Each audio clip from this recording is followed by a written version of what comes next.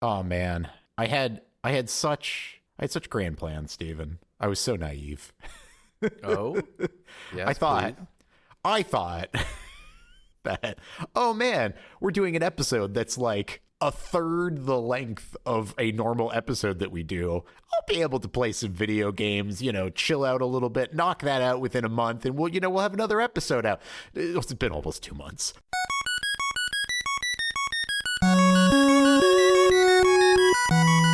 It got out of hand. It got way out of hand. You deserve the break. Oh, thank you. I did. I took a little bit of I'm a summer glad. vacation. Yeah, please do. Yeah.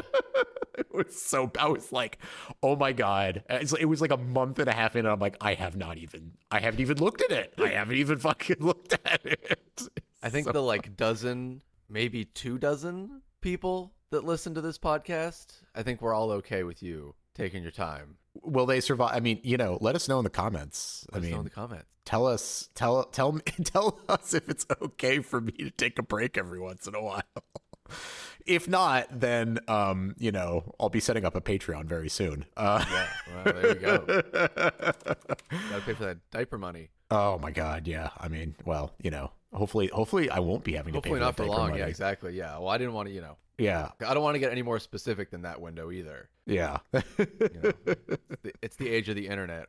It's true. It's true. Minimize Yes. any information leakage.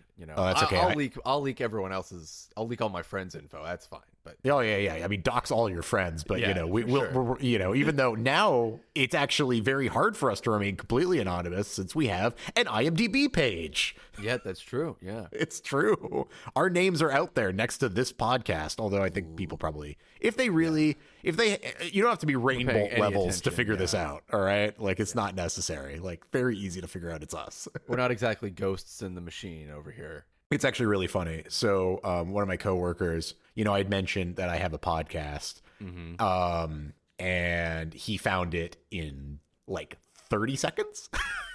It was Oh, your coworkers are smarter than mine then, because my coworkers always have to I'm always like, they can never find it. you, I don't think, have quite as large of an internet presence as I do. There's a lot of connected threads there. Oh, yes. No, I definitely don't do that. Yeah, he looked at my name, found my SoundCloud page, found the link to my podcast from there. It was 30, 45 seconds. Piece of cake. Okay, yes. I mean, yeah, that's Yeah, not hard. I have very specifically made a point of linking everything together so it's easy to find shit from other shit. I was about to say, you're like that Saudi Arabian desert water light. They have a giant spotlight in the middle of a desert with just like a jug of water next to it. I'm It's not more aware complex of than this. that. Oh, you're not? Yeah. It's more complex than that, obviously, but that is essentially what it is. It's Okay. just like a big spotlight with like some water at the bottom. Hang on. Okay, I have to look this up now. You've now 'Cause, piqued my interest. Saudi They're rich. They have money out their fucking Arabian ears. It's worth it to put a water crazy. spot. Yeah, you'll love it. Hang on. I'm not finding this immediately. I was going to say, it should be like the first result. Saudi Arabia. The very first. Oh, Jesus Christ. Okay, there's like a fucking result. giant Yeah, beam it's in a the laser desert. beam. It's a solar powered laser. Okay, yeah. Jesus fucking shit. Okay, yeah. Okay. Here, hang on. Let me go ahead and to help future Jason in doing said editing, I'm gonna go ahead and put this right in the Discord chat so I don't have to find it later. There you go. Yeah, that's thinking ahead. Oh, beautiful. There we go. Give myself some opportunities to slack off more. But yeah, dude, okay, so we talked in the last podcast a little bit about how it was like playing Assetto Corsa, playing racing games. Yes. Oh boy. Yeah, I saw a couple BeamNG hours get put in at least. Yeah. I put in some BeamNG hours, but that was towards the tail end. I played a lot of Assetto Corsa. I was glued to that fucking racing chair for a better part of a month. I'm bad at playing video games a lot because I don't know, I maybe have a short attention span or whatever, but I put in 108 hours to that game in a very short space of time, and that is not something that I usually do. Yeah. So And you got good? Yes. Well, good is, Good, yeah, relatively. You can't compare yourself to the top 1% because that's luck, and that doesn't matter. I regularly, so like the lowest difficulty that the AI has on the game is 75% on like most races. Yeah. And I find myself regularly turning it down to the lowest difficulty. Now, that being said, I have not found like what the butter zone difficulty is, because like at 75% difficulty, I'm like almost lapping them. But then I turn it up to like 80 and I'm struggling to keep up, and I'm like, where is the fucking line here? Okay. Like, where do I need to set this so that I have a good race, but not in like a fucking joke, you know? 76. So 76. Jesus. It's probably true. It's like, no, just a little bit better. It's you know, I've been playing a bunch of video games with like, you know, my roommates and friends and stuff. Yes. Stuff that I wouldn't usually play, and vice versa. And so I've been having very much the same experience with God Hand. I don't know if you're familiar with that game or not. I am familiar with God Hand. Yeah, it's like I am playing God Hand right now and have been for a few weeks. It's like, and because of that way the difficulty system works, where it's adjustable, right? Like as you play, so it's just like you're always at the maximum level of difficulty you can take. Basically. Yeah, and so for those of you who've never heard of God Hand, I would struggle to describe it to you, so I would encourage you to just look up a video of it.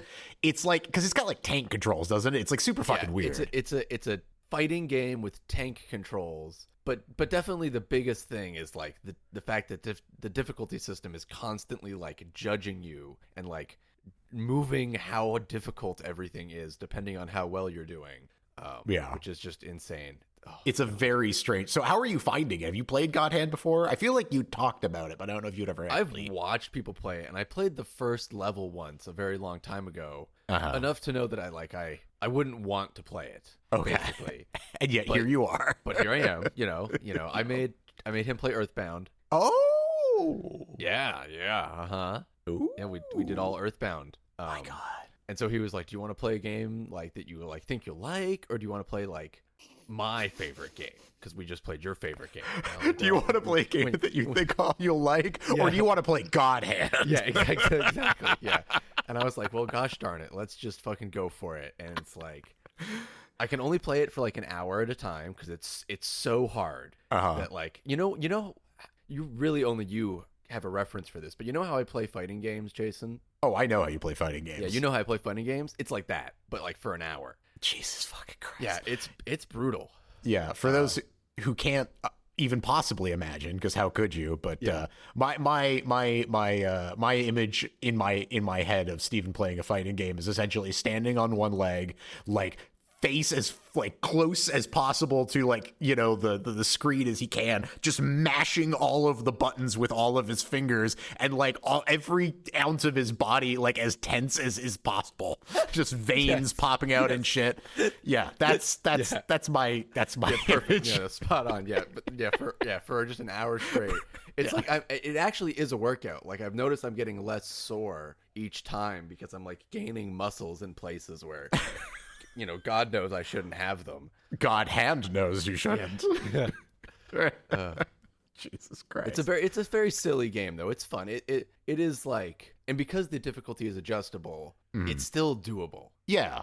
It's like it's always as hard as I can take it. Yeah. But it's always that hard. It's never like harder than that. So. Does it give you any? I'm trying to remember. Does it give you any indication of like how hard it is? Constantly. Yes. Okay, it is actually, and it gives you ways like within the game to like reduce the difficulty through like using one of your special move slots. Like instead of like doing a crazy attack, you can just like grovel and reduce your difficulty. I haven't used that one yet. I just die, and that usually does the trick. I just die. I just get killed by the game. I never get to the point where I'm like thinking about how to adjust my difficulty on the fly. It's just like, oh, I'm dying now. Okay, and I'm dead. Yeah, okay, great. Like, now my difficulty has gone down a level, and I might have a chance. It's like, okay, that checks out. Okay, fine. So, I mean, are you ever, like, on the hardest difficulty, or is it just, Unfortunately, sometimes I do get there, yeah. Oh, well, good for you. My God. Yeah, I mean, no, it's terrible. I don't, like, it's only in situations where it's like, yeah, I'm doing this, but only because, like, I'm playing it like a survival horror game. Like, I'm playing it like Silent Hill, because that's the way I have to. So, like, I'm constantly, like, saving all of my resources for, like, the big fights. Yeah. And so it's like, yeah, I'm kicking this boss's ass, but that's because I like saved 3 special attacks and 2 like full god hand meters and etc. And it's like, yeah, I'm doing it, and the game thinks I'm doing really well, but oh boy, that's not true. Yeah. So all that to say, I imagine your Assetto Corsica experience was very similar to that. I mean, yeah, like, it's funny you mentioned workout because I was one of the things that I was trying to accomplish during my Assetto Corsa playing was actually get good at like drifting for real in like a sim. Mm-hmm. Because I mean, you drift in games it's fucking Mario Kart, just Tokyo like Drift, Initial D videos. Yeah. Well, I mean, actually, it's funny. Initial D, right? So they literally have like the course, right? Like the one, whatever it's fucking called, Mount Akina or whatever. Yeah. Which is, by the way, apparently it's a real highway, or not a real highway, real road. It's just not named Mount Akina. It's a different name. But it's literally just the same road, and like so you could drive it, and I mean, fuck that, dude. I'm not going to be drifting the Toge anytime soon. Okay, like let's just get that out of the way. I'm not drifting the Toge. You're not going to put your wheel in like the sewer well so you can drift really hard. Not on purpose. I've definitely done it, but it was not intentional. It's and it's a workout. Genuinely, it's like fucking catching those slides and keeping those drifts going. Like it's a lot because I mean I got a force feedback wheel and it's not strong. Although I'm I was briefly considering. Although I've calmed down and we're both grossly out of shape, so anything is a workout basically. Yes, it's very true. God, sitting down and turning this wheel, and it's just like, mashing buttons on my PS3 controller is so difficult. I was looking into direct drive wheels because that's apparently the new hotness, right? Like that's the thing is like these ridiculous, like overpowered, like super steering wheels. And I priced one out and it was several $1,000s more than I think I really wanted to spend on a steering wheel at this particular moment in time. So I've put the brakes on that. Actually, speaking of brakes, there's also load cell brakes, which was included in this whole price out, where the brakes have tremendous amounts. So like you can exert more force, like the braking force is equivalent to an actual car, which is to say that it's not I mean, I guess there is a spring, but I don't know. I don't know how a load cell works. Well, it's just like it pushes back as hard as it needs to push back for the braking. So like if you need to exert, so if you need to if you're going really fast and you're exerting a lot of brake force, it's pushing you back real hard. So at work, parked outside one day, they had like a simulator for like one of the like the cars we make, right? And it had all this shit, right? Like it was like a full like hydraulic thingy, so it's like a hydraulic seat, force, the direct drive wheel, load cell brake, the whole kit and caboodle, right? Sure. And I mean, it was just it was 2 laps around a dirt track. And I gotta say, dude, I was sweating by the end of it. It's legit. No doubt. Yeah. So I mean, all power to all of those fucking race car drivers. Like anybody's like, oh, what? You just sit down in a car for 2 hours? It's like, no. That's you have to be a fucking athlete. Yes, you genuinely do. Yeah. Oh man, but yes. So I that was my month of just sinking a fucking garbage ton of time into that, and then last weekend I was just like, yep. I'm not going to do anything. And so here we are. I finally just put the podcast out. Nice. Had to fucking speed run it right at the last moment. But, I got it done. It can be done. And it wasn't that bad because it was only like an hour or whatever. Exactly. Yeah. I mean, by the time we were done, it's under an hour, which, close to our shortest podcast. Not our shortest podcast, but very close. That actually surprises me that it's not our shortest, but that's great. Our shortest was the one that you and I did back in the house in North Carolina. Of course. That makes sense. One, it was our second podcast. Yeah. We had been hanging out already for several days, so we had fucking nothing to talk about. It was, it was. And I mean, honestly, even this one, we had just hung out, you had just been up. Yeah. So it's like, we'd fucking talked about all the shit we were going to talk about. It's not good. Yeah. Great to see you. Not good for content. No, not good for content. Yes. It was great to see you as well. Yes. But what else have you been up to? I mean, I've been playing it's so do you know the Paradox games, like the like I'm Europa familiar with Universalis, Paradox. Yeah. Crusader Kings. It's Oh, well, probably Crusader Kings I definitely know. the most well-known one of those. Yes, you're familiar with like that concept of game, like how that works, right? There's like a map that you play on, etc. So is that a 4X game? No, it's a Okay. grand strategy game. Okay. Are But those it's all menus basically. are those different? Yeah, because 4X is like StarCraft. I thought 4X was a little bit beyond StarCraft because I thought StarCraft was just an RTS, whereas like 4X was like the more intense version of that. But I could be wrong. I think you are correct. I think that it's okay. I don't know. It's one of these like 4X seems to be mostly reserved for like space games and like civilization games, which are like one step down from what I'm talking about. But at the same time, I also see these games that I'm talking about, Crusader Kings, Europa Universalis, listed as 4X games. Yeah, no, I mean, when I look up Crusader Kings, it definitely comes up as grand strategy. So I'll take your word for it. I mean, this is my understanding, and tell me if it's wrong. But my understanding is that like there's a zooming aspect to it. That it's like you have. Okay, I got it. Okay, cool. Yes, then yes, I am familiar. I have seen you play these. They're endlessly entertaining to watch. Yeah. Although you might be thinking of Total War. Perhaps I thought this. Where like you zoom into the battle. Oh yeah, that is probably what I'm thinking. Yeah, so it's exactly like that, but there's never any zooming in. Okay. It's just the map part. Okay. Only. Okay. Yeah. And all that's to say, I'm playing a World War II version of that called Hearts of Iron. Oh, I've heard of that. Which is really fun. But I'm playing a mod of that game called Old World Blues, which is a Fallout New Vegas conversion for that World War II game. Oh my god. So like you play as like you can play as like the New Vegas faction and like use your Securitrons to like conquer the wastes and stuff like that. Oh, that's fantastic. Or like play as the NCR. And so what I've been doing is I've been playing that to like get like an overview of Fallout, and then I go play Fallout New Vegas. And I like get the on the ground view of the events that I'm doing in the mod. So you've total warred your Fallout New Vegas. Yeah, exactly. Yes, that's exactly correct. I've created the zoom in part to that game with Fallout New Vegas. Oh, that's fucking fantastic. So that's what I've been occupying my time with. That and watching a lot of Alone. Alone. Yeah, it's like a survival show on History Channel. Have you talked about this? I think this is now sounding vaguely familiar. Yeah. They just drop like 10 people in the wilderness, and like they're all by themselves. There's no like team aspect or anything, and you just have to survive until the last person is standing. Okay. And it's just great. Interesting. Great show. Yeah. It's fun to watch people just like, a common theme is like people bring these ferro rods to light fires with. Okay. And like some people will just lose them. And they're just like, "Oh my god, I'm completely fucked." I am up the creek. They should have been paying attention to their what is it? Fucking primitive technology videos about how to fucking start a fire. No. Anywhere.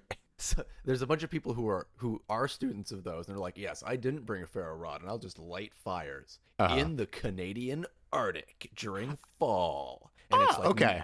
No, doesn't go great. Yeah, you're not lighting those. You're not. You can spin that stick with that rope all you want. It's never making an ember.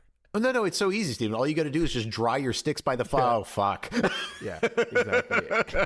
And then the current season is in Africa. Okay. And we're almost at the end of the season, and it's like day 20. And usually they last like till day like 70. Uh-huh. And so it's just like, no one's doing too well in Africa. Yeah, I can imagine. Africa's it's a harsh environment. Yeah. It's a harsh fucking environment. Yeah. That's what I've been doing.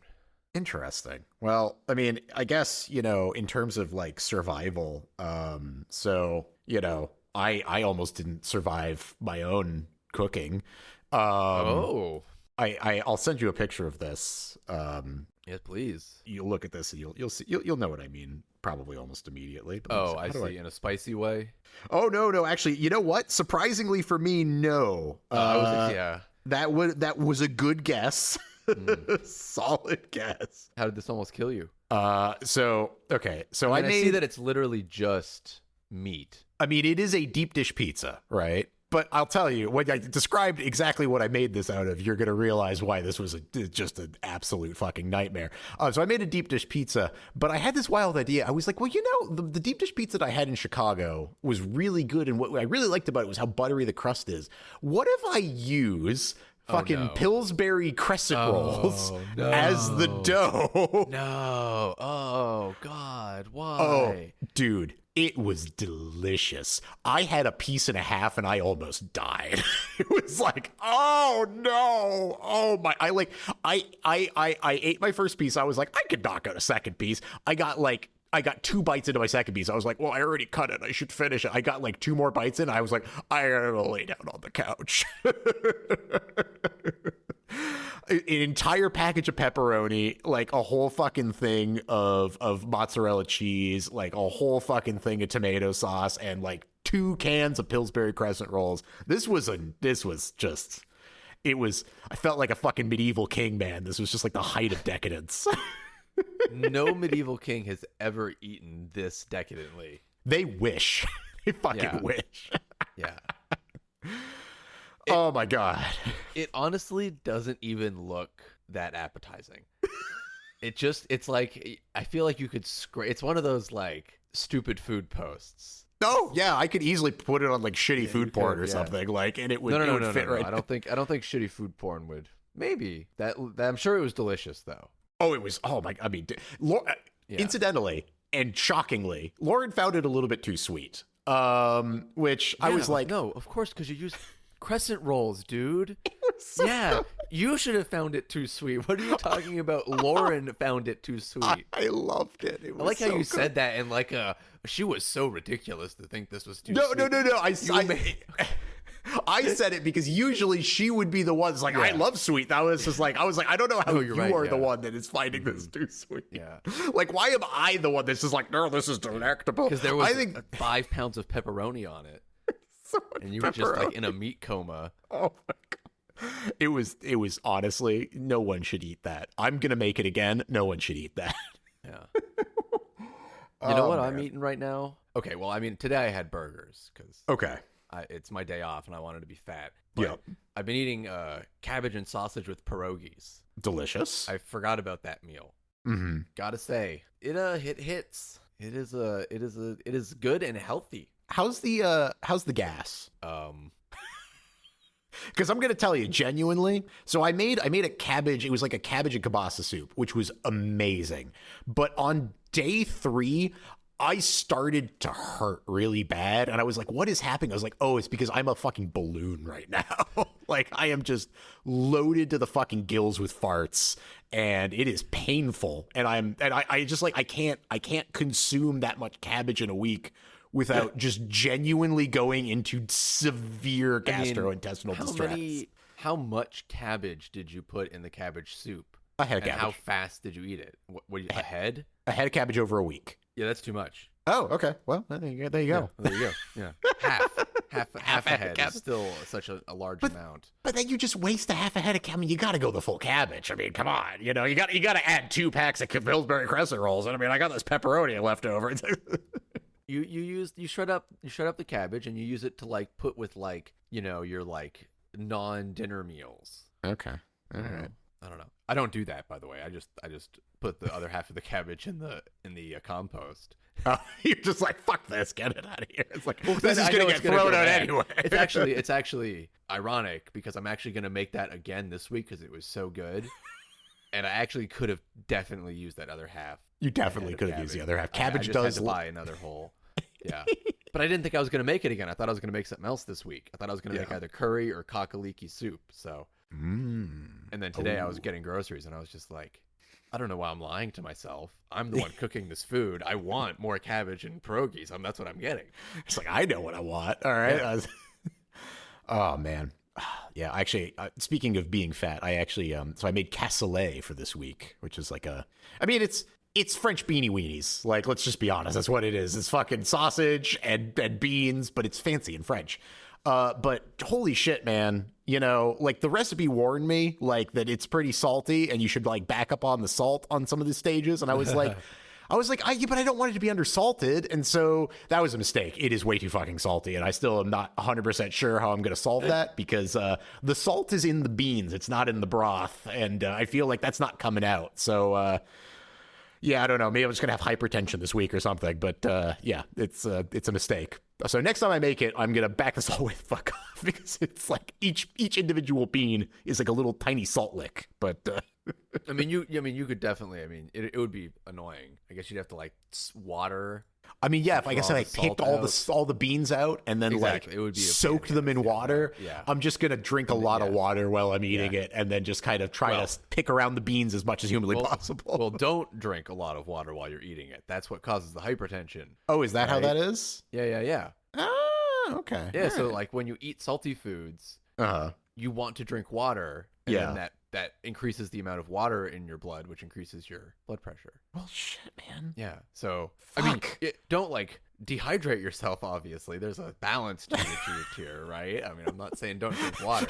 I'm just saying, like, I need to eat this meal in the presence of a medical professional. Like, please tell me the exact amount of water to drink. I not that I'm not offering medical advice. I'm not a doctor in any way, shape, or form. But like, but I do play one on TV. I hear a lot about like doctors complaining about like heart attack and hypertension patients being like, yeah, I told them not to like have a lot of salt, and they went home and drank pickle juice and like immediately had another heart attack because they're an idiot.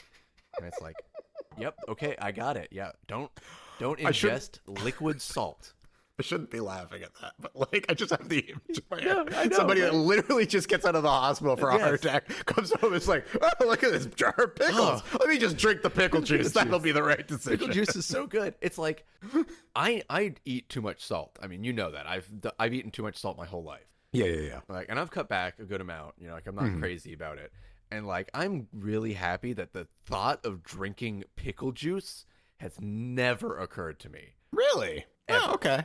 Oh yeah, pickle juice is great. Pickles, but like pickle juice, like I'm smart enough to recognize that like I shouldn't drink brine. You know, okay, well it depends on the pickles. If it's a really briny pickle, it's gross. But if it's more of like a vinegary pickle, it's actually pretty pleasant. You know, I mean, I've drank pickle juice. I'm sure it's delicious. I'm not saying it's not delicious. I'm saying it's salt water. Although I guess in fairness, the only time I've really like, other than just trying it to see how it was, like the only time I've really consumed pickle juice was when I was like, I wonder if this would make a good martini. Which, by the way, spoiler alert, it does. Pickle juice in a martini, fucking delicious. I bet that slaps. I was just thinking pickle juice in a pot roast. Oh, I mean, well, yeah, I mean, pickle juice like in cooking, fantastic. You know, I mean, that's a no-brainer. That's actually, it's an untapped resource I haven't been thinking of. Pickle juice pot roast, man. You know, you're over here making. I've had that before, not exactly with pepperoncinis, but pickle juice. Yeah, that's the fucking Mississippi pot roast. Yes, I made that one time. That was another one. It's so good. Another one that is way too salty. Like sometimes you have hypertension. Sometimes you just have a little hypertension. You know, what are you having for dinner this week? Hypertension. Listen, if you just eat salt regularly enough, eventually your brain stores the extra sodium, and you're fine. And then you just die after you stop eating a lot of salt. So it's cool. I think really you could have finished that sentence at a different point, which is if you eat too much salt, your brain just stores the sodium. Your brain just stores the sodium in itself, specifically. Oh, fuck. I'm looking at my notes, by the way. So the other thing that we spent a good amount of time on is we finished that board game, that Sleeping Gods Distant Skies board game. Awesome. Yeah, how'd you do? Okay, so we did play it over a good period of time. But it took us a month to finish the whole thing. We could have easily finished it much sooner, but we just kept going. Dude, that was a really fun game, but we made it. We were so overpowered by the end of it. Like the final boss, we were just like, just splatted. It was disgusting. It was like, that feels good. Yeah. Like for those unfamiliar, I mean, the game is like a campaign style board game, right? By the way, if you're noticing, I'm trying to do the thing where I actually fucking explain what we're talking about once in a while. Know. Yeah. Because in listening back to some of our podcasts, I've realized we are really, really, really, really bad at that. I mean, got lazy. I knew we were bad at it. I was just like, well, I mean, I'm really doing this just to talk to you. So, I mean, oh, absolutely. Yes. Keep up or get out of the car, motherfucker. Yeah. But I'm like, there's like a part of me that's like, I do kind of semi want to make this. It would be nice to, it's funny, our parents listen to this podcast a couple times, just to see what the fuck we're doing. Of course. And our dad made the comment because he's always told the story of sitting in a restaurant with us and listening to the two of us talk and just being like, it's interesting, but you have no fucking idea what the two of us are talking about because we're just yapping about our own shit. And he's like, I felt like I was right back in that restaurant listening to the podcast. We've recreated On the Border perfectly. Oh yeah, I was like, well, then we've accomplished the exact goal of this podcast, which is I want to recreate the experience of sitting in a room with two people who are really into what they're talking about, but you have no idea what the fuck it is. But anyway, so this campaign style board game, one of the things about it is over time you're picking up certain cards and adding it to your character to gain more abilities. And the thought that I had after playing it is because at a certain point in the game you kind of have your build and you just kind of want to stick with it. I was thinking that the next time we play it, we go through and we pick out the cards that we want to have on our characters and then collect earn those as we level up through the game, kind of make it more RPG style. Because I found that we'd have this frustrating thing where we'd go past a card that I want to put on a character 2 or 3 times, and I'm like, fuck, discard it so that I can get it later. And then it's 2 hours later, I'm just like, fuck, you got it again. I needed that card. It's just okay, to get rid of that frustration, let's just RPG it and put those cards aside and say, okay, I'm gonna just get this, when I get to the next level. I like that suggestion. I think it would make the game more streamlined. So yeah, it was a really fun game, and I think now that we have some experience with it, and we've also unlocked a ton of shit for it because we beat the game, and there's this whole thing down at the bottom of it where it's you unlock certain cards after and you start with those cards in the next playthrough, and because we spent a month playing it, we've gone through 3/4 of that in one go. So it's okay, we have some cards unlocked. It'll be more fun. Nice. Awesome. Yes. Yeah, definitely. I think I mentioned on maybe 2 podcasts ago, so I've become a professional voice actor. Oh, right. Yeah. And I recently did a new one, which I'm hoping to tell more about when it finally comes out, because it does seem like it's going to be a thing that's going to come out. And I did I think 4 or 5 characters for it. Wow. Which I'm super excited about. So we'll if and when it comes out, which I hope it does, very excited to share that. But a bit of an embarrassing fucking story with that. So I sent in my the product, right? I sent it back in and I was just like, hey, tell me if there's any problems with it or whatever. And person comes back and they're like, it's kind of some background noise. And I really, don't want that to affect the final mix. You think there's a different room you could try to do it in or whatever. I was like, oh, I was like, I just got a new mic. It does seem weirdly sensitive. And so maybe that's part of the problem. Maybe try it with my old mic or whatever.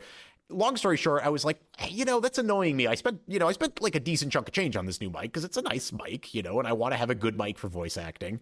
And so I looked up something online, and they were like, are you having any trouble getting your, this brand of mic, to sound good? When you talk into it, does it sound like this when you talk into it? Well, all you have to do is turn the mic the other way. Oh. Mm-hmm. So the side of the mic you're supposed to talk into has a little gold dot just below the actual mic body. The side with the fucking logo on it, which every other mic I've ever seen is the side you talk into, is not the side you're supposed to talk into. So I went back to my thing. I turned the mic around. I spoke into it. I listened to the recording back. I was like, that's so much fucking better. Jesus fucking Christ. So you had to record everything? So I had to record everything from the beginning. I was like, yep, my bad. I had the mic backwards. Sorry about that. There you go. So that was fun. But yeah, what a fucking so. That's amazing. So yeah, so if anybody has a Rode NT1 microphone and they're like, "What the fuck is wrong with my microphone?" Turn the fucking mic around, probably, because it's almost assuredly your problem. It was mine. Wow. Yeah. Embarrassing. Well, that's good you figured it out, though. Oh, it is, yeah, because I was really pissed. I was like, this is supposed to be a good mic. Like, why isn't it not sounding good? Turns out it sounds incredible when you speak into the right end of the microphone. Any more Discworld? Oh, no, I have not read any more Discworld. Okay. All right. No. Well, then, I scratched that topic off. Nope. Sorry, yeah. I will have to at some point. Honestly, it just hasn't even been something I've been thinking about. Oh, you must watch more Discworld. You must read more Discworld. You must watch Discworld. Actually, there is some Discworld to watch, though. Haven't you watched some Discworld? I feel like you have. I have, yeah. You've probably watched more Discworld than you've read. Mm-hmm. Yeah. Although it's even at this point. Oh, there you go. So it's funny you mentioned Earthbound, because I had this written down, because this is a thought that occurred to me. I don't remember what brought it on. I think there was something I was listening to that reminded me of it, but coffee break in Earthbound. Mm-hmm. Is that your number one moment in video gaming? Whoa, oh my God. I mean... Because I think it might be mine. I think it might be. Well, replaying Earthbound with Chandler, my roommate, yeah. I forgot there was 2 coffee breaks. There are 2 coffee breaks. That is true. In fact, I think maybe 3 even. I think it's only 2, but maybe there's 3. I think it's only 2. Because there's the one in Saturn Valley. Yep. There's the one in, it's either the Dungeon Man or the Tendies, the Shy Village, I think. Mm-hmm. I can't remember. But I don't know. Maybe. I love that moment, for sure. It always chokes me up. But favorite video game moment is like there's a lot of video game moments. There is. I just when I think about that moment, like, it's just like, it's so cathartic, especially at like the point in the game at which it arrives. Like, it was like, I mean, like, you know, you've been through a lot. It's like, yeah, I fucking have been through a lot, and it feels like it, you know, like, it's one of those moments. And like, you know, if you haven't played Earthbound, you know, watching Coffee Break in isolation is not really gonna like hit. Right. It's one of the reasons why, even though I'm starting to regret it, like I've always kind of, you know, I've always sort of advocated for you to actually play Mother 3, which is the sequel to Earthbound, instead of just like watch it, because like it does hit different when you've like played the game up to that point. Sure. Yeah. I mean, I still have not watched it either. So. Yeah, I mean, honestly, you're wearing me down to the point where I'm like, maybe if you just watch an entire playthrough. No. I'll definitely play it before I watch it at this point. Okay. All right. Well, I mean, hey, this might, you know, if you're playing video games with your friends, this might be a good excuse to play. Yeah, I haven't wanted to bring it up because I didn't want to get your hopes up. I know. It's I feel like even by talking about it, I've set it back another couple of years. But like, I know. Yeah. But yes. Because like the only moment that I can think of, there are 2 moments. There are 2 other moments that are contenders, but I don't think beat Coffee Break for me, is talking to Vivek in Morrowind, like meeting him and talking to him for the first time in Morrowind. That's a pretty big, that's such a cool fucking conversation, but it doesn't have like, I mean, there's no music accompanying with it that like, and which is, I feel like, what really brings Coffee Break together for me is like the music, the dialogue, the moment at which it arrives, like really solidifies the moment for me. But I do find that like the conversation with Vivek to be a super interesting. So we're talking about just scripted stuff. We're talking about scripted moments. Yes, okay. Best scripted moments. So, you know what? That's a good caveat. Yeah. Best scripted moments. And then the only other one, Metal Gear Solid 4, and I guess spoilers. Metal Gear Solid 4, the whole thing. But the scene right towards the end with fucking and I guess it's really basically the ending cinematic, but like, you know, where they're at the funeral and Otacon, you know, like, and then like the little girl like comes up to Otacon, she's like, well, where's Mr. Snake? And then Otacon gets all teary-eyed, he's like, he's had a hard life. And I'm just like, oh no, Snake's dead. Oh no. But spoiler, he's not dead. But like that fucking moment, I was in tears at a Metal Gear Solid game. And I'm just like, oh God, Snake. So fucking good, dude. So fucking good. Even the stuff before that with fucking him fighting like Otacon on the fucking thing. Yeah, so fucking good. But like, anyway, those are my 3. But I think for me, I think Coffee Break still tops it. Final Fantasy X, like Titus dying, Oh, or like the first time you realize like Auron is dead. I don't know. Like Final Fantasy X has a lot for me as well. That's another strong contender. I could see that. Yeah, that's. I mean, I think that's a good top 3 or 4, though. I don't know. I'm sure I could think of more, but Resistance, Fall of Man, like when in the last game where he like gets fucking killed at the end. Oh my God, Resistance! Yeah, you forgot about Resistance. Shit, dude. I think about Resistance semi often, so it's kind of fresh in my mind. Did you play Resistance, or did you just watch me play? I just watched you play it. Yeah, but that game still. I mean, I mean, you know what? Resistance was a really, I forget about it, but it was a really good series of games. Like, it was genuinely a good series of games. It was great. Yeah. Oh, you know what? I just thought of another one that deserves to be on that list is Morden Solus in End of Mass Effect.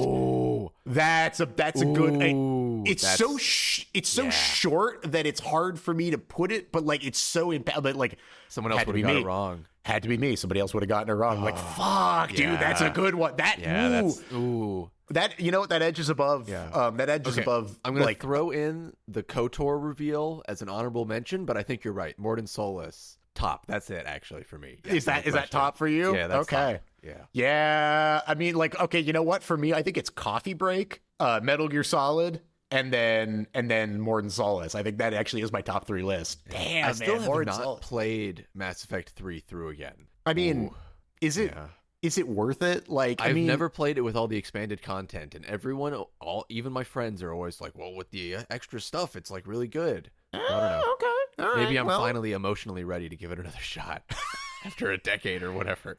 Yeah, I mean, I honestly, it's one of those games that I feel like, because I carried like my character through and everything, I feel like I've closed the book on it. Like, I'm like, no, my character, I did the things that I was going to do, and it's over now. Like, the end, I can't imagine myself going back to that game. Like, the thought of that is just like, no, couldn't do it.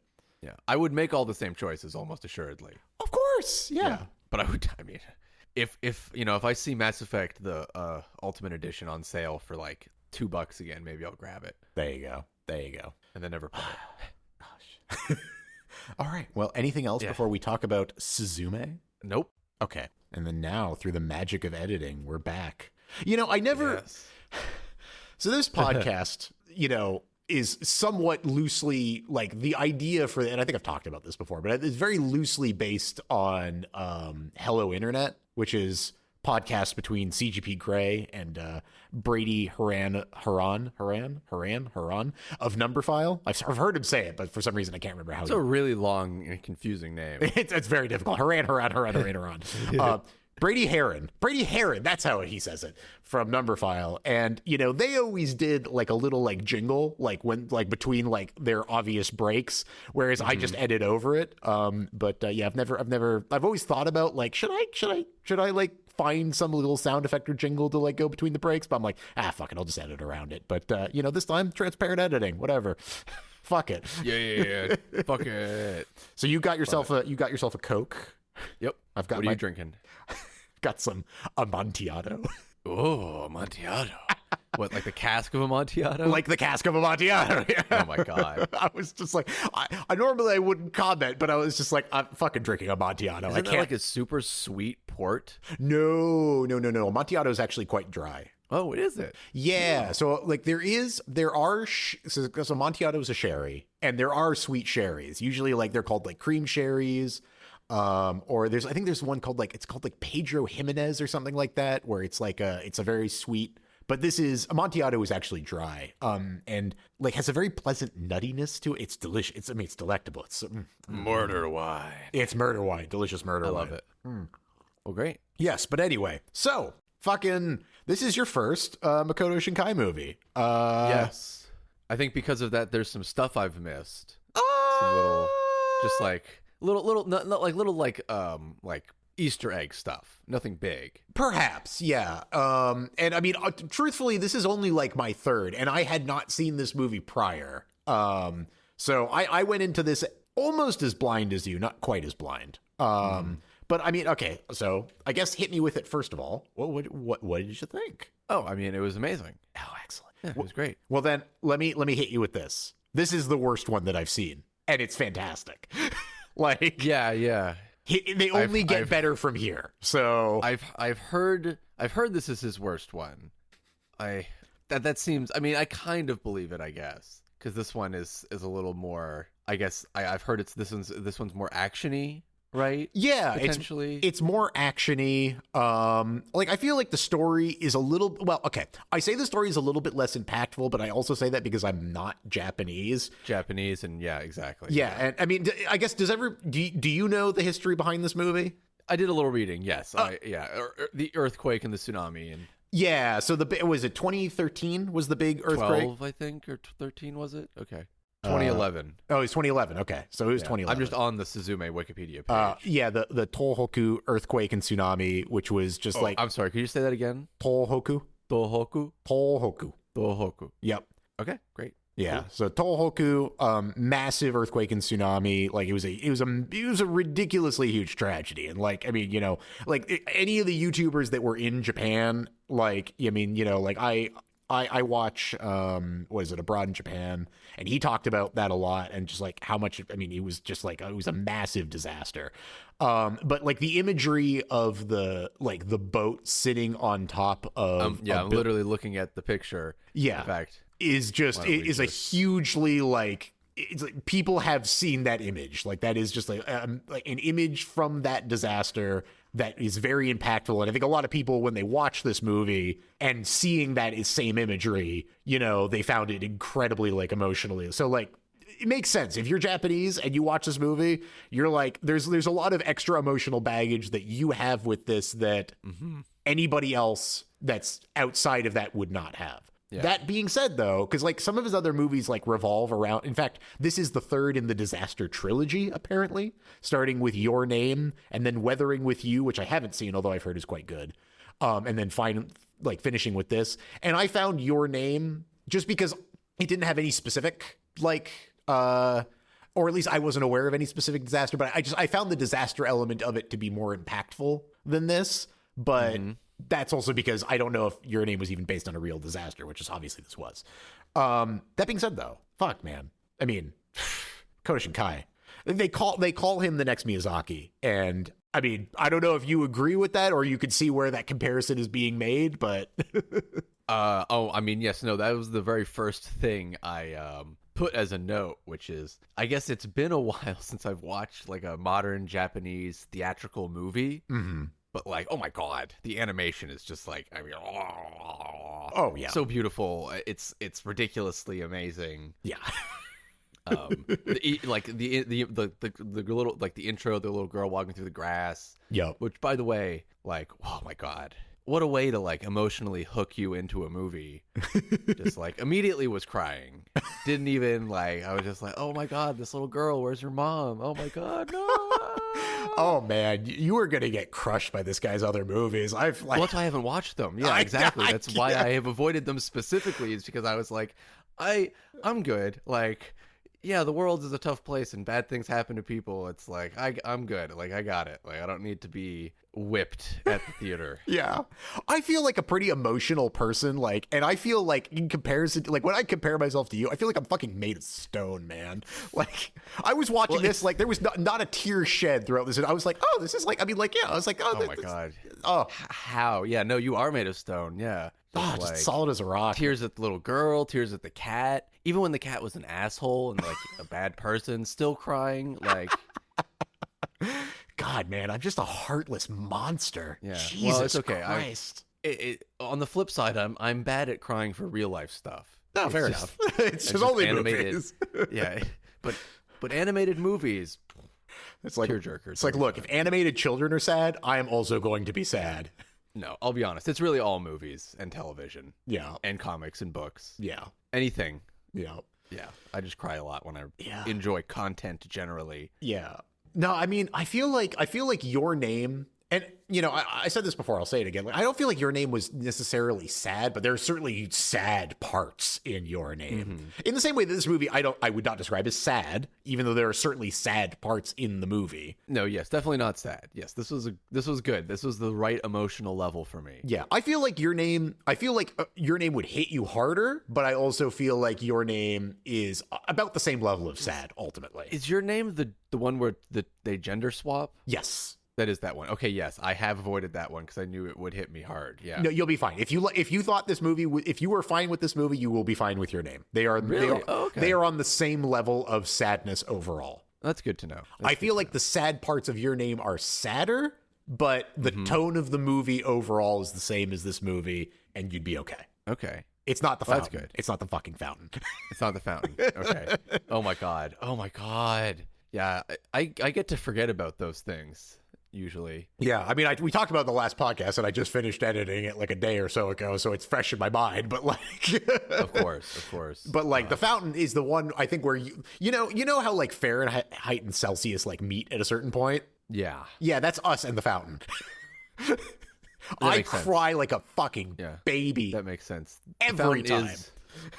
Yeah, that's one of those ones. It's like I was thinking about Requiem for a Dream. It's one of those movies I just don't want to watch again ever. Despite it being good. I've watched The Fountain a couple times and I cry every time. I don't find it the same level of like I find like A Fountain is like very like it's weirdly life affirming at the same time as being incredibly crushingly sad. Whereas like Requiem for a Dream just makes me feel bad. Like it's a great movie, but I just I watch it, I'm just like, I just feel bad. I just don't want to experience that again. It's because of the old lady scenes. Oh, yeah. I mean, those are... It's the worst part. It is the worst part. I mean, it's the same way, like, I've watched Old Boy twice, but only because I needed Lauren to watch it. Like, I don't think I would, by choice, watch it a third time. Like, it's a tough movie to watch. I'm sorry. Wait, I feel bad referring to her as old lady. Ellen Bernstein as Sarah Goldfarb. Yes, old lady. Yeah, the old lady. Yeah. Fucking old lady. Yeah, it's a brutal movie. It's a dark fucking movie, man. But I don't think it's not so dark. This was fun. It's a little sad, serious, but fun. Can I just say, by the way, like first couple seconds of the movie, I mean, you're talking about like the little girl walking through, and this is going to be a theme. I mean, if you look at any movie poster for any Makoto Shinkai, like film, like the gorgeous fucking skyboxes. Oh yes, dude. I mean, like, you know, there's like nicely painted skies, and then there's every Makoto Shinkai movie where it's just fucking like it's just swashes of color and gorgeous puffy clouds and streaks of fucking. It's just like, oh, dude, every sky and all of his movies are like this. It's like his fucking thing. He's just like, hey. Paint the sky really good. Yeah, I mean, it's just the whole movie is beautiful. Yeah, The night sky also beautiful. You know, I mean, I'm just clicking at like random parts of this movie. I'm like, oh, look, there's a beautiful sky. Oh, look, there's another beautiful sky. There's another beautiful sky. Like, what are the odds? Oh, they're actually really high because that's what he likes to do in his movies. They're so good. Yeah. But yeah, no. So this movie wasn't going like the place that I thought it was going necessarily. Like I thought it was mostly going to be about like the closing of the gates, and obviously that was not necessary. I mean, it was sort of the case, but it wasn't necessarily the case. Yes, I did think it was going to be these two going around closing gates and then fighting the final gate boss at the end, which it kind of was that. Mm-hmm. But also kind of not that. Yeah, I mean, like when they got to Tokyo, I was like, oh, we must be almost done with the movie. You know, like that must be where we must be pretty close to the end of the movie. And we were not very close to the end of the movie. No. There was like a whole hour left, which was fine. Honestly, I was enjoying the movie the whole way through. Which, I mean, you know, I guess going along with the theme of like, you know, actually describing things we're talking about. Hopefully you have watched the movie if you're listening by this point. But if you haven't, I mean, the whole conceit of the movie, you know, is girl meets guy who is girl meets guy. They follow no girl meets guy. And he's a weird like door closing priest who closes doors on giant worm creatures. gets turned into a chair, which, by the way, animation on that, beautiful. Amazing. Fantastic. And they have a little, girl chair romance, as one does.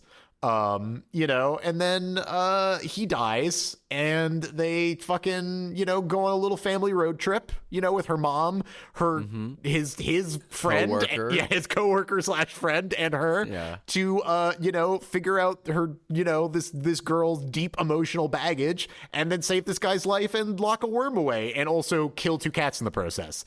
Is that a good summary of the movie? It's also totally her fault. And also totally her for touching a random cat statue in the middle of a puddle. Yeah, I mean, it sounds a lot like my wife. What you get? Honestly, this might say to how distracted I was while I watched it the first time. Didn't immediately pick up that Daijin. I think I'm saying it right. Daijin, yeah, that sounds right. Yeah, Daijin. Was the cat statue. Oh my God, Steven. It's like I remembered that the cat statue became alive, but in the intervening time between that scene and her apartment, when the cat showed up, I was like, oh, cool. There's a cat here for some reason. I guess they're doing that. Why is it talking? Why is it able to curse him and turn him into a chair? Oh, what's going on? Steven. Oh, that's the cat statue.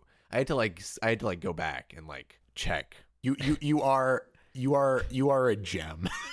You really genuinely are. It's just as soon as even the fucking shitty wrinkly cat, when he first showed, I was like, oh yep, okay, there we go. The fucking evil, not evil, but the fucking the I was like, this is gonna become a problem. This is clearly gonna be the central conceit of the movie.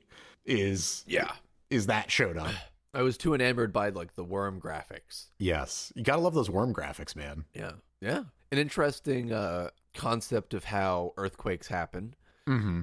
That it's dead people worm crashing into the real world.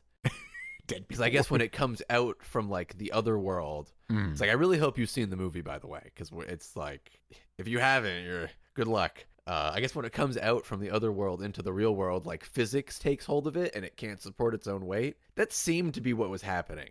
Well, I mean, yeah, because there's something about those little stringies coming down that I mean, yes. You have to have watched the movie, or else this makes no sense what I'm saying. Yes. But if you have seen the movie, hopefully me saying that it looks like it grows up. It's yes, freedom. Oh God, what is this? Is this what gravity is? No. Yeah. Have you read any of the stuff online about theories as to what the thing is? Oh, no, I have not. Yeah, I mean, people are honestly, I didn't really think too much of it. I was like, exactly. It's big giant worm worm creature that lives under Japan. Yeah. They say what it is. There's some thoughts to that it's people's negative emotions or fears and all that shit. I mean, whatever. You can English teacher this to death if you want. Yes. I'm not going to, but there's some interesting theories about what that represents. But yeah, I mean, I'm just kind of watching the movie right now as we're talking. Yeah, what do you think it represents?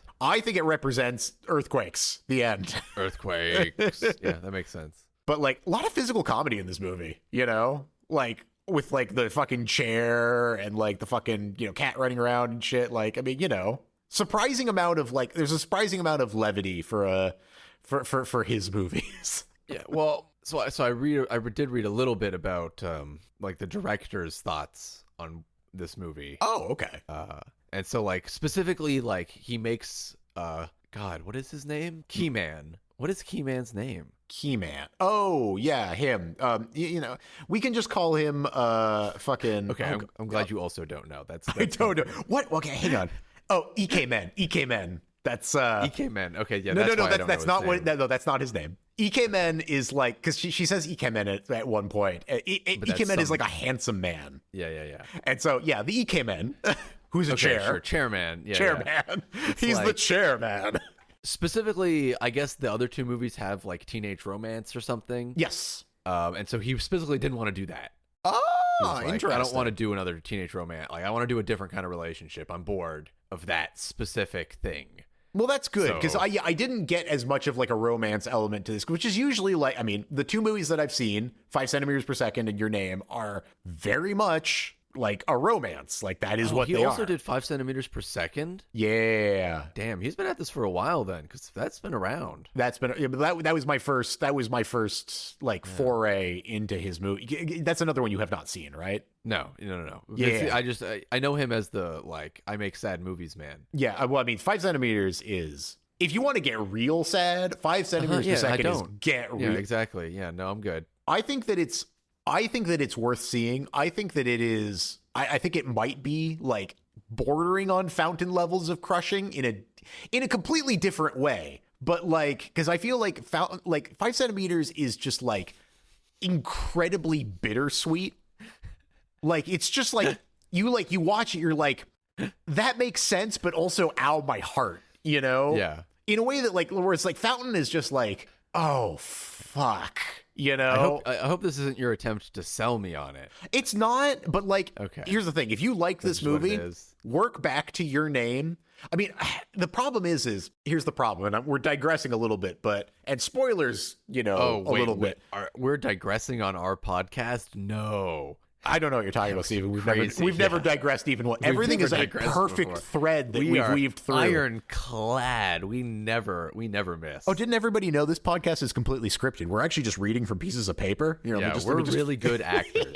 This has been, you know, like when Joaquin Phoenix went through his like weird like I'm a hip hop artist phase. No, actually, we're doing that. I actually wasn't aware of that. You weren't aware of that? No, it wasn't. It was years, like literally years, where he like pretended to be like a crazy hip hop artist, like, and like he had like meltdowns on like late night shows, and like I believed it at the time. I don't know if like as an adult I would have obviously been like, oh yeah, obviously that's just an act, but like he didn't act in movies or anything during that time either. He was just like doing it. Oh, so it was just deep performance art? Yeah, but it was for a movie. Ultimately. Oh, okay. Jesus. Yeah, okay. So like, no, I was not aware of this. I have to look this up now. Oh, you do? Yeah. I wonder if it's like just like I hope it's a section of his Wikipedia page is what I'm hoping, because to me it's that major. But let's see. Also, I just want to say, not to tangent back on topic, but I'm at like 19 minutes. And she's getting on that ferry. And I just want to say it's a weird coincidence that I've like been watching a lot of Japanese ferry videos. Yeah, like, that is a weird coincidence. It's just like, it's just recently, like, I just like every like couple days I'll watch one of these like 20-minute, just like, it's this Japanese guy who just like takes ferries. Oh God. Okay, you know what? Films it. Not to tangent back to the tangent that I tangented previously, but no, please do. Talking about skyboxes, right around like 19 minutes, like not only is it a gorgeous skybox, the clouds are moving. It's not just static. Oh, well, of course. I mean, like, yeah. Come on. Like, come on. Yeah. Like it's amazing. Because anybody else would have just they would have just done like a static skybox and been like, it's a gorgeous skybox, you know, like, what else do you want from me? And Makoto Shinkai was like, what I want from you is to also make the clouds move because we're on a boat. What are you doing? Yeah. Make the clouds move. It's just like,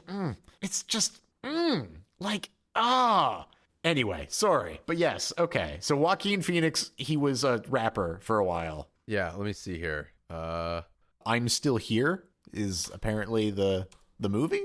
It's like a footnote basicly on his. That immersion was particularly during. Yes, that is it. Yeah. I'm still retiring for that to become a. Okay, so 2010. This was like not recent, but like more recent than I expected you to say. And you didn't say it, but like if you had said it, that's what you would have said. Okay, interesting. I you know what? I was just checked out during that particular period of time, I guess. No, yeah, I mean that's fair. That's probably good every once in a while. But what I wanted to say though is, so 5 centimeters per second and Your Name have like, there's a little bit of a parallel, because there's like a scene in Your Name that sets up certain expectations that you would have if you had seen 5 centimeters per second that would have led you to become very sad, and then they subvert those expectations in Your Name too much to the relief of the audience. And so I'm almost want you like if I had control of your life for like a month, first of all, I would make you play Earthbound 3. Yeah. And then, or Earthbound 2 rather, Mother 3. Yes. I'd make you play Earthbound 2. And then immediately after you finish that, I would make you watch 5 centimeters per second and then your name in that particular order. So you get the correct catharsis in your name that you are supposed to achieve. Yeah. However, if you want to work your way back in sadness, then I would say that it is acceptable for you to watch your name, get a little bit more sad than this movie, and then watch 5 centimeters per second, and then get a lot more sad. Like a lot more. Sure. We'll see. We'll see how that pans out. We'll see how that pans out, yeah. I mean, it almost makes me want to watch Weathering with you because I had forgotten that this was meant to be like a trilogy surrounded by like different disasters, but oops. So I've seen the first one and the last one. I haven't seen the middle one. It's a trilogy in the same way that like the Vengeance trilogy is a trilogy. Yes, correct. Well, they're not really a trilogy at all. Yes, not a trilogy in the sense that Yeah, it's just a convenient way to refer to a period of a director's work. Yes. Although I don't know if the Vengeance trilogy is one director. Whatever. Is it not? It must be, right? It has to be. I mean, we're getting. Look, divergence from the topic is the thing that we do, but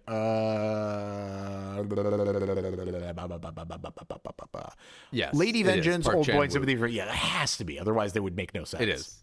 Yes. Anyway, but yeah, no, I mean, like the first bit of this movie is like it's kind of happy-go-lucky. I mean, like obviously, like they're trying to like close gates and stop disasters from happening, but like it's very light and very like we're having like a little romp. Yeah, I'm a chair. I like the like the viral element. Oh yes, it's very modern. So good, dude. Oh my god, yeah. I loved that. It's just like, oh look, there's cat pictures online because of fucking course there is. It's like there's a cute cat. Just track him through Instagram, and we've named the cat, and now where there's a hashtag for the cat that we've named, like. And I have to hide the chair because there's also a chair hashtag. Yeah. So good, man. Yeah, and of course a little road trip. It is basically a road trip movie. I mean, yeah, it is. Yeah, I mean, like, yeah, the movie is very much like a first half of like this kind of like getting independence, getting away from your caregiver type of situation, followed by like kind of like reconciliation. I mean, if I'm going to get like really movie critic about it, which, we're not great at. There's a reason why we pivoted mostly to music podcast versus movie. Yeah. But if I'm going to try for the sake of this podcast, is like it really did feel like there was like a first half of, I'm trying to gain independence and, really like move beyond like, all of this to like, okay, the real life has caught up to me now. Like this guy that I'm like running around with is dead. Like, I think the if you want to get really movie critic about it, let's please. I think it says it all with the first bike riding scene and the last bike riding scene, right? Just like the first bike riding scene, right? Like, legs out, not even on the pedals, just going downhill like as fast as possible. Right? Bike riding scene at the end, controlled, feet on the pedals. Got it in control, right? We've gone from reckless youth to mature adult. Damn, man. I didn't even catch that, but you were 100%. I have to get to that scene, though, because it's like, like you're 100% right, but like I'm... Yeah, specifically... Oh, yeah, no, I'm seeing it right now. Yeah. It's like right at the end of the movie. Yeah, no, you're... Yep, we're very right at the end of the movie, yeah. Thank you. I would love to take credit, but I just... I searched Suzume on YouTube, and when I was scrolling through it, one of the shorts had like those scenes juxtaposed next to each other. And I was like, oh, great, yes, perfect. That's a great. I'm gonna definitely talk about that. Well, brave of you to admit that you stole. Oh yeah, no, of course, yeah. I don't want to set expectations too high now. I mean, if you want to. So I just serendipitously stumbled upon this, but if you really want to juxtapose, then like around like a minute, oh, like not a minute, an hour 36, she's also riding on the back of the bike with her aunt. And so it's like you have like the carefree, then you have the reconciling with your caregiver, and then you have the maturity. And so it's like a 3-stage process. Oh, there you go. Oh my man, putting our own spin on it there. You did it. Beautiful.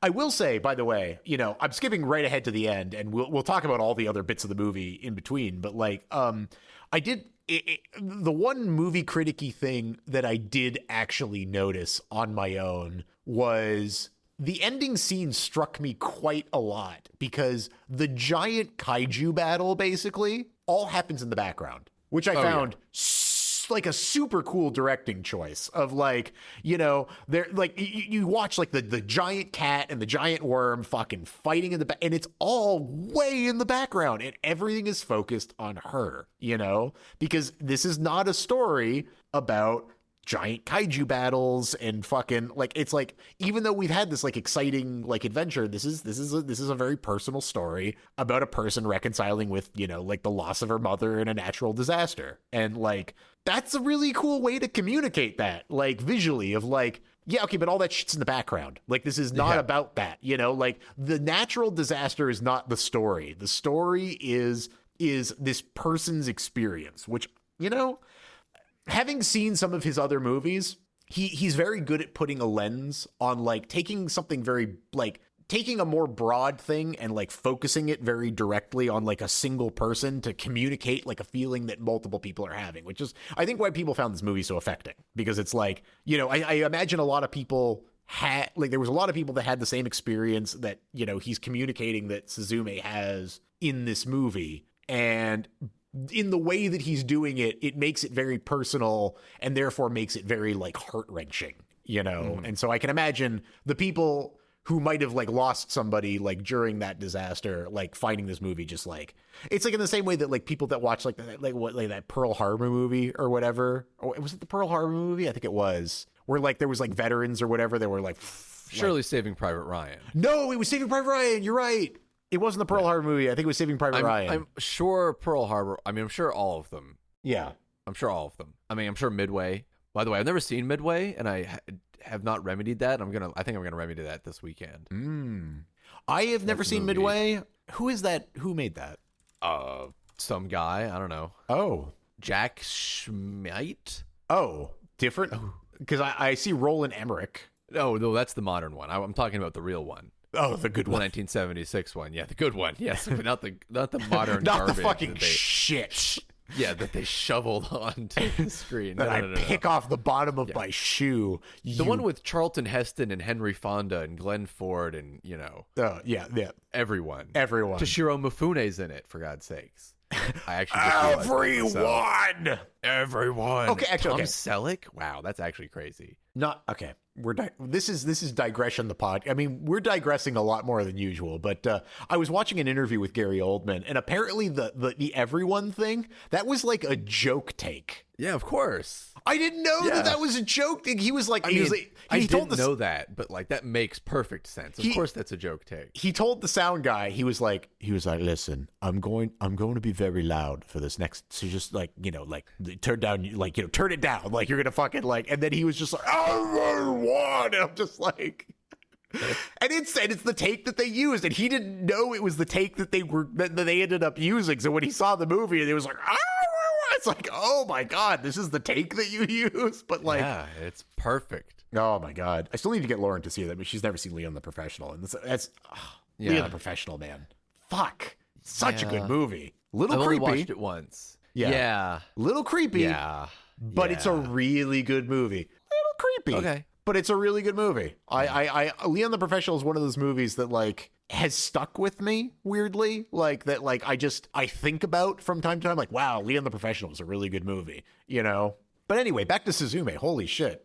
So the worm, I don't know how to segue into this smoothly, but could you try segueing into it like really badly? That would be even better. Yeah. I want to talk about how the worm looks. Tell me how the worm looks, David. It looks like the worm from Dark Souls 3. The worm from Dark Souls 3. Hang on. Yeah, in the fire lava area, where you fight like the Fire King. and you're getting shot at by arrows the whole time. The Karthus sandworm? I think so, yeah. Yeah? You know, now that you say it. Yeah, I'm not wrong, right? It's even the same color. It's, you know, when you're right, I mean, you know, we said it right before this podcast started. Nobody heard it, but I'll repeat it. When you're right, Steve. When you're fucking right. When you're right, you're right. Yep. Jesus. Okay. Yeah. Dark Souls worm. Suzume. I'm going to just. Yes, anyone else has caught that? Anybody made that comparison? Or are you the first? I mean, nobody else has necessarily said it. But I mean, you know, slightly different aesthetic, but it's not far off. I mean, I guess it is a red worm, and there's only so much you could do with that. But like, exactly, yeah, you know, yeah. So interesting that you made that. I did not make that connection necessarily. If anything, the only thing that I could think of was like, isn't the Elden Beast or whatever yeah. Doesn't that have like, I mean, obviously it's like cosmic instead of red, but doesn't that have like a semi-similar aesthetic? I would say, yeah, it's actually interesting because the worm, like the completed worm at the end looks like the Karthus worm. But the worm at the start, the first worm, where it's a little more like amorphous. Yeah. That does look a lot like the head of the Elden Beast. Right? Okay. Sure. I agree, 100%. Yeah, let me look at that. Oh, that completed worm. Yeah, no, you're right. I mean, when the worm fully completes, that's when it really looks like a thing. Yeah, before that, it's a little bit more whatever. But after, it's like, it even has the ridges, it seems like. God. Oh, man. No, you're right, though. I didn't put that together, but that is, you know, I mean, you know, when did Dark Souls 3 come out? A very long time ago. A very long time in a galaxy far, far away. It's not even...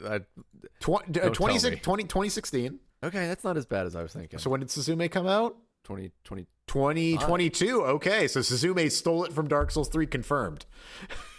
You heard it here, folks. You heard it here first. Stole it from Dark Souls 3. Makoto Shinkai, man. He's just fucking stealing Dark Souls worms left and right. Hack. Can't do anything right. Jesus Christ. Oh my God. False idol. Jesus. Yeah. Anyway, yeah. But yeah, no, I mean, like, yeah.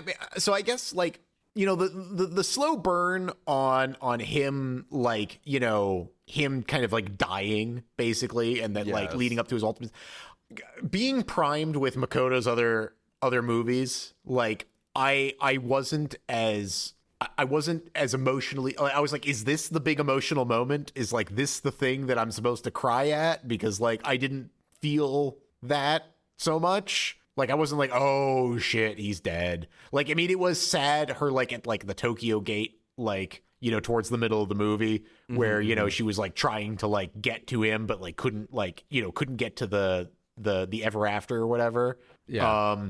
And I was like, is this the big emotional point in the movie? But I guess I don't think that was necessarily meant to be. I think it was definitely meant to be the, like, you know, her going to, like, quote unquote, find her mom towards the end. But, you know, like, that was definitely something I was looking through. Because, I mean, you know, I know this guy's directing, and I was looking for, like, okay, is there going to be some, like, a big emotional hammer that's going to hit me in the face and, like, make me cry? And I didn't necessarily find it in this movie, which is fine. He doesn't need to, like, you don't need to be one note forever, you know. I don't think he wants to be known as the guy that makes sad movies, but that's what he's known as. But yes, I know. I mean, specifically, you are, you know, being avoiding his movies on purpose because of it. So obviously, yeah, because of that exact thing. Yeah. This one wasn't so bad, but no, I don't feel like I like believed he was dead. Yeah, no, me either. I was like, there's no way he's going to be dead. This is not like it's too early in the movie to drop that bomb. That's like, if you're going to kill somebody, you're going to kill them in the last 10 minutes of the movie, you know? I watch a lot of movies, and it's just like, if I don't see a body and that body doesn't like I need the camera to like be on the body for at least like 5 seconds before I'll believe a character has actually died in a movie. Yeah, it's like I watched this new movie called Bring Her Back. It's a new like A24 horror movie. Okay. The point is that at one point, like the main character, you're never going to see this movie probably. Spoilers though for anyone. Yep. Who might want to watch it. the main character at one point is killed by the villain, and like he's like half face down in a puddle. Yeah. And I'm like, oh, they're gonna cut away and he's gonna come back in the end. And then the villain like walks over and like very convincingly kills him by drowning him in the puddle. And it's like, yeah, okay, you did it. Yeah. And it's like, okay, fine. I need that. I need you to hold them face down in a puddle for like 30 seconds. That's the level of convincing I require now. Yeah, it's like I don't need them to just stop moving. I need them to stop moving for a significant amount of time, because otherwise there's going to be like 30 minutes later there's going to be an off like yes, exactly. Yeah. It's like, you ain't doing you're not tricking me. And it's like little kid's chair covered in ice or crystal or whatever is like that's too not a dead body. Little kid's chair covered in ice. What is this, child's play? What is this, a death scene for ants? You're not dead till you're warm and dead. It's very true. I mean, and honestly, also, after I guess spoilers for fucking Blacklist, if anybody even gives a shit anymore, I'll put it as a spoiler tag. But like, the first time that like the main character died, not only did I call out that she wasn't dead, I described in detail, like 5 episodes before she was resurrected or whatever, precisely how they faked her death. I was like, no. You're not going to fool me, Blacklist. Like, I know how you did it, and I'm going to tell you, all right? And actually, it's funny. They dragged that, because I think that, like, they dragged her death. They did. Well, they dragged her death on for almost the entire season, and I was actually getting worried that, like, I had miscalled this. I was like, is she still not back? Like, whoa. It's like, I feel like they should have brought her back, like, 3 episodes ago, and I was starting to lose faith in my convictions. But like at the end, like it was like the final episode of the season, like when they brought her back, it was to the detail exactly how I described it. And I was just like, fuck, I have your number, Blacklist, you shit. Yeah. Like, I will tell you how you kill a person. Fuck. So yeah, anyway, long story short, I didn't believe it for a second. I was like, there's no way he's dead. They're gonna bring him back. Yeah, there's no way. Yeah. And I wasn't convinced that she was gonna become the Keystone either. I was like, no, it's gonna be the cats. It's definitely gonna be the cats. Yeah, I would never doubted that for a second. How did you feel about the cats? I loved the cat. I mean, Sa Daijin or whatever was, I mean, a minor character ultimately in the grand scheme of things. But Daijin was a great character. I loved him, and a little asshole. I mean, yeah, it reminds me of my cat. He's super cute and super a piece of shit, like a complete and utter piece of shit. Yeah, exactly. I was confused by like what I was supposed to be feeling with these cats, because it's like at the end it was like, oh, you were doing this all. It's like, what do you mean? What, you were doing this all along? What were you fucking like? Look, Makoto Shinkai, buddy. What are you trying to communicate to me with these cats? Like, it does not feel like this was like, oh, you were causing natural disasters and causing people to like almost die the entire time just to lead me back to my mother, even though it was just me the whole time. Like,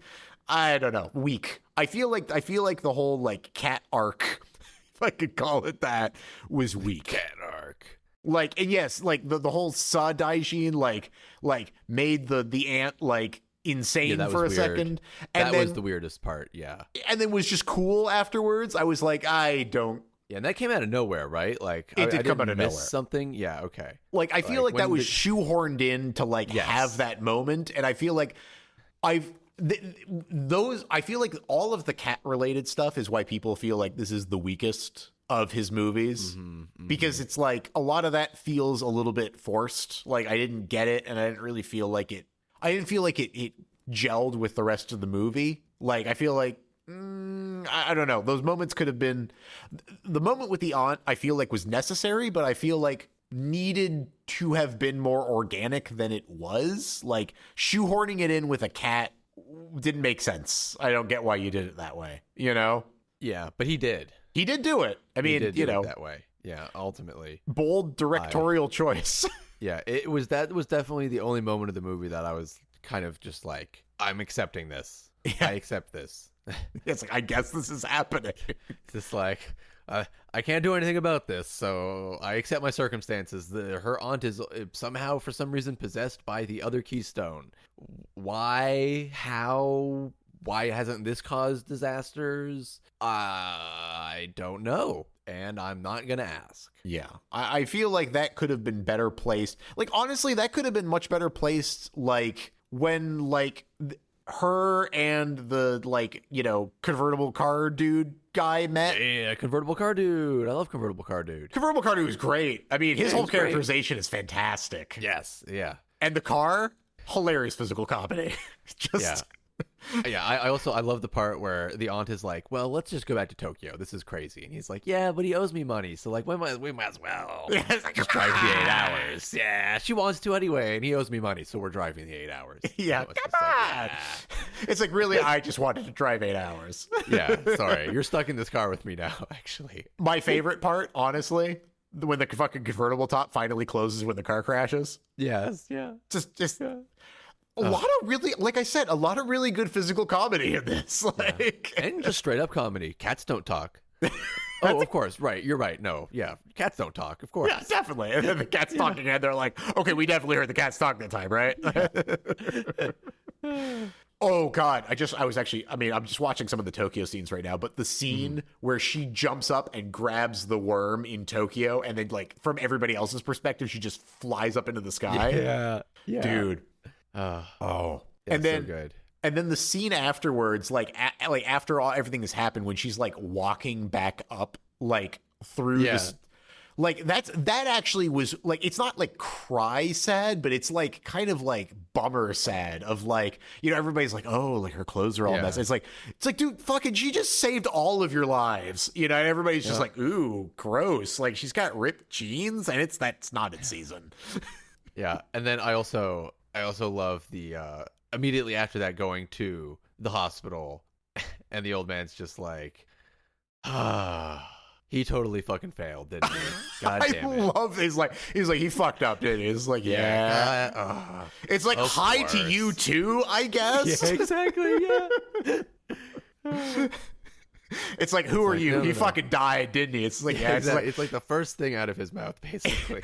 It's like, I think it is actually literally the first thing. I'm watching it right now. I think it is literally the first thing. Yeah, it's like she walks in and he's just like, oh, God damn it, he's dead. Yeah. Sota failed, didn't he? It's like,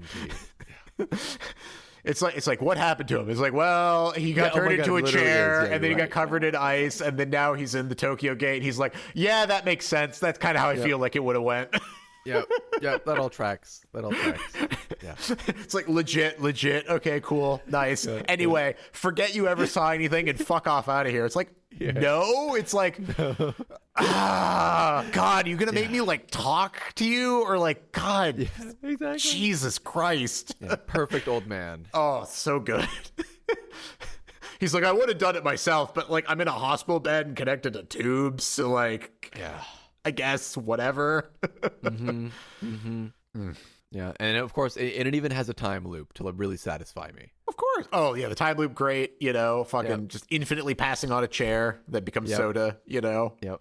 No, this was. I really enjoyed this. I think I do think whether or not we do it on this podcast or you just watch it in your free time, you should absolutely watch Your Name. I also think you should watch 5 centimeters per second. But you know, if you don't, I understand. It is. Of course. It is rough, but it's really good. Okay, I mean, you know, maybe what I'll have to do is we'll have to do it for a podcast of like 5 centimeters per second, just so I can make you do it. Yeah, I mean, that sounds reasonable to me. Oh my God! But anything else to say? I think I said everything I want to say for this one. That's good. Yeah, this was a good one. I was pleased with the tone. I was pleased with how it worked out. You know, I feel like this was a good introduction. You know, like if you're going to come in on what I would consider to be his least good movie, you know, and it's already a good movie. That's exactly where I want to start then. Yeah, exactly. Yeah, you don't want to start on the best fucking one. It'd be like, and then just every podcast after this is me going like, well, yeah, this was like pretty good, I guess, but like, man, like that first one you showed me was just so good. All these other ones are kind of like garbage now. It's like, yeah, it's nice that we're starting in the other direction. I think that's the right move. This shit is like trash to me. It's just, what are you feeding me? Garbage now? Is that what this is? Oh, fuck. Excellent. But yes. But next time I think we should do some albums, because I honestly, like... Yes. In the free time that you have afforded me by us doing movies, I've actually had a chance to listen to some new stuff. And I've recently stumbled across a couple albums that have moved directly to the top of the list. And I think that you will also... Nice. I think you also enjoy them quite a lot. So, nice. Well, I'm excited. I'll have to pick out of the 4 that I'm thinking of. But there's one in particular, female vocalist, really screamy. That yeah, I know. See. I'm already excited. Yep, great, done, sold. Yeah, I was just like, as soon as I listen to this, first of all, like I listen to this band, and I've listened to all of her albums, and I'm just like, I love this, and Steven's gonna love this. So yes, I think albums next time. I will pick a couple, and Yep, and I'll have some. Beautiful. You all know the drill by now. Yes. But yes, excellent. And only came in at the little shy of the 2-hour mark. So we did great. Yeah. We hadn't like hung out for a week previously, so there was more things to talk about. Yes. I was, yeah. I mean, I feel like also, I don't know if there was more to talk about with this movie than Paprika, or it was just a matter of like neither of us had seen it, so neither of us really had I think this was better than Paprika. Really? Honestly. Yeah. Oh wow. I mean, big accolades there. Paprika's not Satoshi Kon's best movie, so I don't feel like crazy saying that. It's like I would place Paprika pretty solidly at like the bottom of his stuff almost. Really? I mean, in common, exactly. Right? I mean, this is at the bottom. Paprika's exactly, yeah. I feel like the problem with Paprika for me was that a lot of what Paprika brings is in just like the visual element of it being just an incredible, like, and it's old. Yeah. It's like the animation of it is gorgeous, and I'm not an animator and I don't have a lot to talk about other than like, I was really impressed. I thought it was really good. Whereas this, like, I feel like there was more story elements to talk about. So, that helps a little bit. For sure. And then, we had more than like 15 minutes of stuff to talk about. Yeah. Because we hadn't seen. Wasn't just like, yep, I'm back. It's like, I'm back, cool. And I read part of a Discworld book and played Path of Exile. I'm like, yep, I played some racing games, and then also it's been 3 days since we've talked to each other. Yeah. Excellent. All right, albums next time. We will do it. Yes. And then, yes, maybe in the future we will do 5 centimeters per second, Your Name. Yeah. I you know what? I can be convinced to watch those again. Maybe I won't drag Lauren into that. I'll just watch them on my own. Because she's seen them enough. Well, that being said, it's funny. I was talking to her because I was talking to her about this podcast, and I was just like, "Oh yeah, you remember in Your Name when?" And she was like, "No." And I was like, "You remember in 5 centimeters?" She's like, "No." I'm like, "Okay, maybe we do need to watch these movies again." Yeah, there you go. Maybe we do. Excellent.